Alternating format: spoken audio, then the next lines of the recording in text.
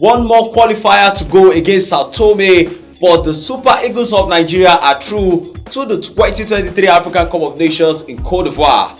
How should we prepare for this particular competition? Or maybe let me ask, should Jose Peseiro stay or go? That's the question we will be answering on today's edition of the show, and here to do that with me is none other than one of Nigeria's brightest sport journalist. When it comes to Nigeria, he's very, very passionate. I always call him my own man, Kehinde Idris. Fantastic pleasure having you on the show. Fantastic, pleasure also being on the show, and thank you so much for always reaching out.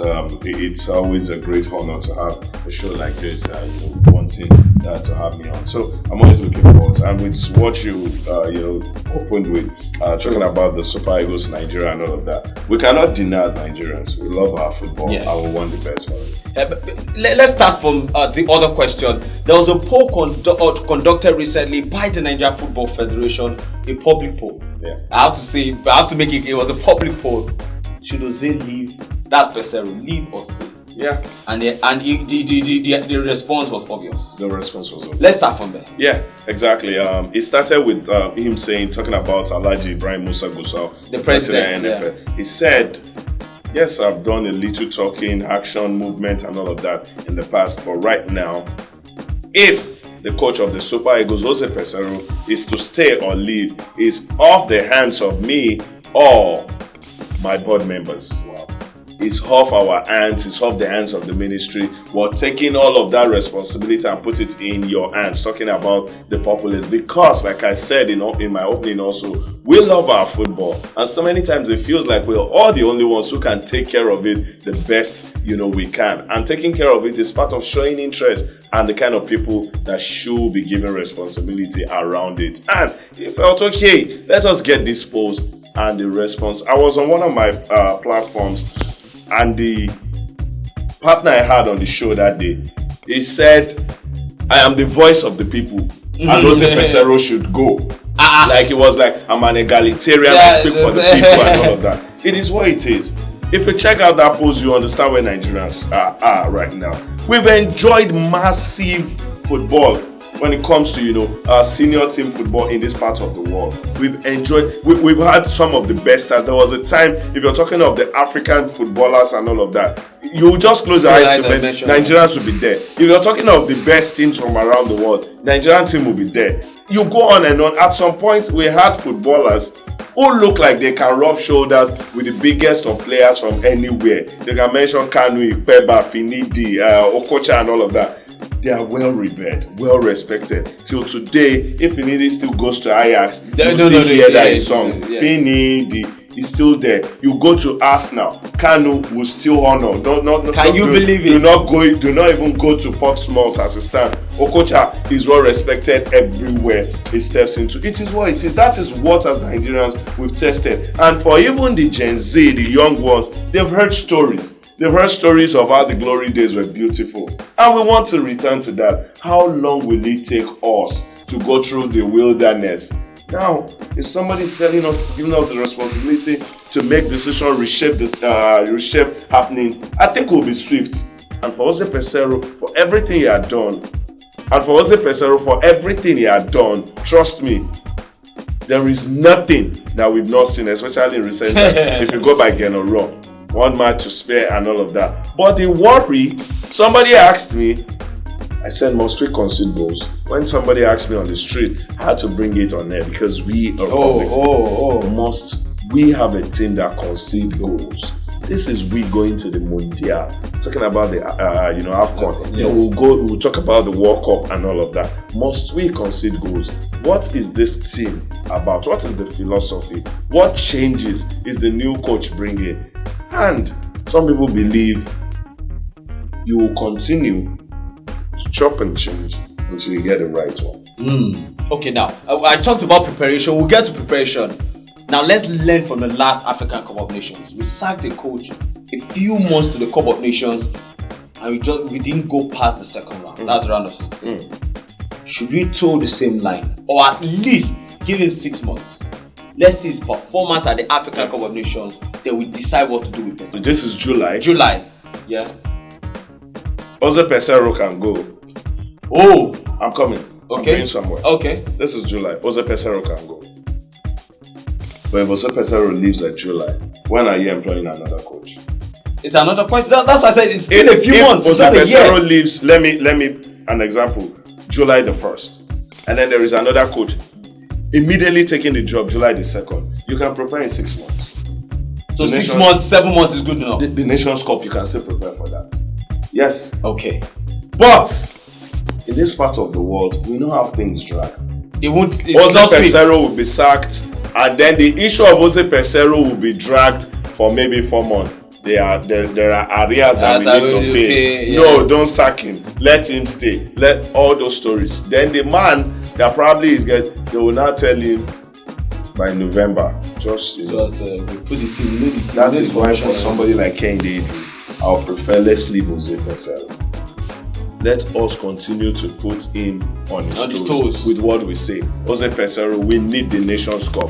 Jose Peseiro, we need an identity for this team. Jose Peseiro, we need all of the best legs from around the world. Jose Peseiro, the home-based players, you can find a way to infuse them. I'm not saying bring 7. No. 1, 2, 3 that are so sound, well-checked, put them, infuse them in the team. These are things he should hear every day and he should understand. And also, this man did something also fantastic. The Super 6, he was present at every game. Yeah. At least I was there every day. And at the last qualifier, we saw Ombe's on. So what I'm saying is, maybe I'm not one of his biggest fans.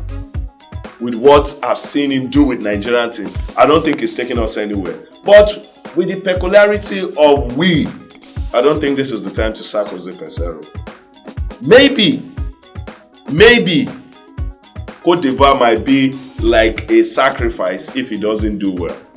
But I think it would be worse off if we did not learn anything from what happened at the Nations Cup, where we just all go out and blame Augustin Eguavon. Look at how long. This man barely had 3 sessions with the team before they went to the AFCON. You cannot blame a coach on that line. So, if you're saying you're sacking Jose Peseiro now, are you employing immediately a gaffer to take on the team and then it would have maybe 4, 5, 6 meets before we now open camp for the Nations Cup? It is what it is. So for that, I would say, let Jose Peseiro stay. Continue to put him on his toes. He should understand what we want. Yes. As a fan of Nigeria. Yes, I might be a journalist, I might report sports. I was still fan. But I'm a fan. Yes. Whenever I see any Super Eagles player, I still want a selfie.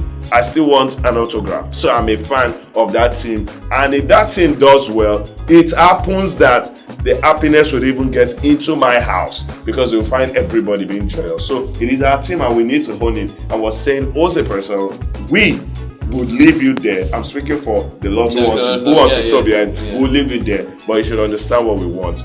Identity for the team, the philosophy. We want you to understand that the home base are part of us and we need their infusion. It helps so many players see another reason to want to put in more. Then also, hey, we want the Nations Cup. We want it. Most definitely. Now, Kehinde, it is to the main issue now. How do we prepare? We have only September to play Sao Tome Principe. Then after that, sincerely, Kehinde is just straight to camp before the Nations Cup. So how then do we prepare? I think it's the same thing for every, Yeah. So how then do we prepare? Going to international window. See, one of the things people do, let me use abroad, or some parts of Africa. This is the time for the coaches to move around. Have one-on-one relationship.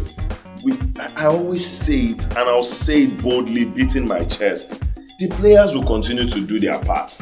They will train. You can't be in your club and not train. And that training you have there, the only thing that is different in the national team is to understand this new set of players you're playing with and the philosophy of the coach.